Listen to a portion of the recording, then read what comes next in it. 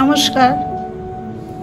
আজ আমি সজনে ডাঁটার আলু দিয়ে একটা চচ্চড়ি রান্না করেছি। গরমকালে গরম ভাতে এই চচ্চড়ি খেতে কিন্তু খুব ভালো লাগে। সর্ষে পোস্ত বাটা দিয়ে এরকম চচ্চড়ি আপনারা একবার করে খেয়ে দেখুন। রান্নাটা করবার জন্য দেখুন আমি 300 গ্রাম মতো সজনে ডাঁটা বাজার থেকে আনার পরে ভালো করে ছাড়িয়ে এরকম পিস পিস করে কেটেছি, তারপর ধুয়ে জল ঝরিয়ে রেখেছি। এই সময় সজনে ডাঁটাটা খাওয়া স্বাস্থ্যের জন্য খুবই উপকারী। আর আছে 2টো মাঝারি সাইজের আলু। এই আলুগুলো আমি খোসা ছাড়িয়ে এরকম লম্বা লম্বা করে পিস করে কেটে আমি ধুয়ে জল ঝরিয়ে নিয়েছি। আলু আর সজনে ডাঁটা দিয়ে আমি চচ্চড়িটা করব। চচ্চড়িটা করবার জন্য দেখুন আমি 1 চামচ পোস্ত আর 1 চামচ রাই সর্ষে একসাথে করে বেটে নিয়েছি। এই বাটার সময় আমি অল্প একটু লবণ আর 4টে কাঁচা লঙ্কাও একসাথে মিশিয়ে বেটেছি। এবার রান্নাটা করব। রান্নার শুরুতে আমি গ্যাসের উপরে একটা কড়াই বসিয়ে তাতে পরিমাণ মতো সর্ষের তেল দিয়েছি। তেলটা গরম হয়ে গেছে, এবার ফোড়ন দেব। ফোড়নে একটা শুকনো লঙ্কা দিলাম আর 1/4 চামচ কালো জিরে। ফোড়নটা দেখুন ভাজা হয়ে গেছে। এবার আমি প্রথমে আলুগুলো দিয়ে দেবো।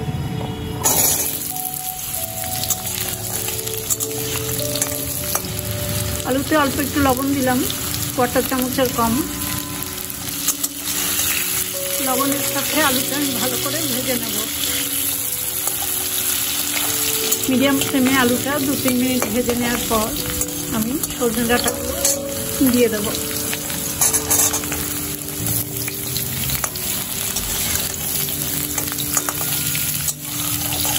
এবার ডাঁটার জন্য সামান্য লবণ দিলাম।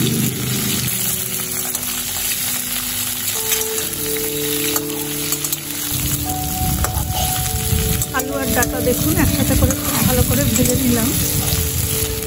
এবার 1/4 চামচ গুঁড়ো হলুদ দিয়ে দিলাম।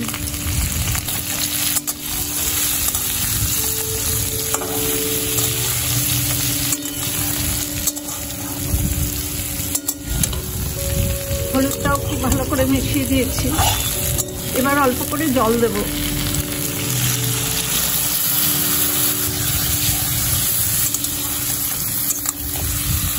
এবার ডাঁটা আর আলুটা আমি সেদ্ধ হতে দেব। একটু ঢেকে দিলাম আর গ্যাসের ফ্লেমটা আমি লো টু মিডিয়াম করে দিলাম। প্রায় 7-8 মিনিট পর আমি ঢাকাটা খুলে নিচ্ছি। মাঝে একবার খুলে আমি একটু উল্টে পাল্টে দিয়েছি। দেখুন আলু খুব ভালো সেদ্ধ হচ্ছে। এবার আমার বেটে রাখা পোস্ত এবং সর্ষে এই বাটা মশলাগুলো দিয়ে দিলাম। বাটিটা ধুয়ে একটু জল দিলাম, 1/2 চামচ চিনি দিলাম। এই বাটা মশলার সাথে কাঁচা লঙ্কা আছে মেশানো, সেই জন্য আলাদা করে আমি আর লঙ্কা দিইনি।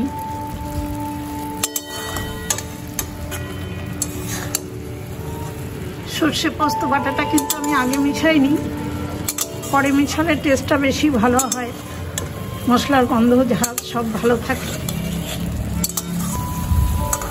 ভালো করে নেড়ে চেড়ে বাটা মশলাটা আমি সুন্দরভাবে মিশিয়ে দিচ্ছি।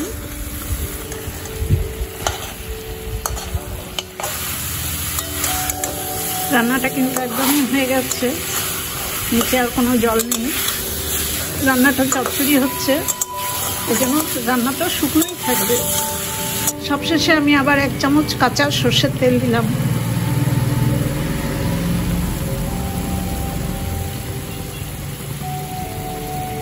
এই রান্নায় এই কাঁচা সর্ষের তেলটা অনেকটাই স্বাদ বাড়িয়ে দেবে।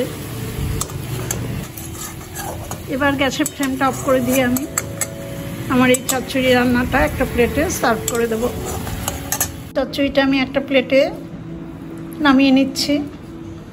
সজনে ডাঁটা তো আমাদের স্বাস্থ্যের জন্য খুবই উপকারী। সজনে ডাঁটার আমরা অনেক কিছুই রান্না করে খাই। এরকম সর্ষে পোস্ত বাটা দিয়ে আলুর সাথে একবার করে খেয়ে দেখুন, খুব ভালো লাগবে। আমার এই রান্নার রেসিপিটা দেখে আপনাদের যদি ভালো লাগে তাহলে একটা ছোট্ট লাইক আর শেয়ার করে দেবেন। সবাই খুব ভালো থাকবেন, সুস্থ থাকবেন। ধন্যবাদ।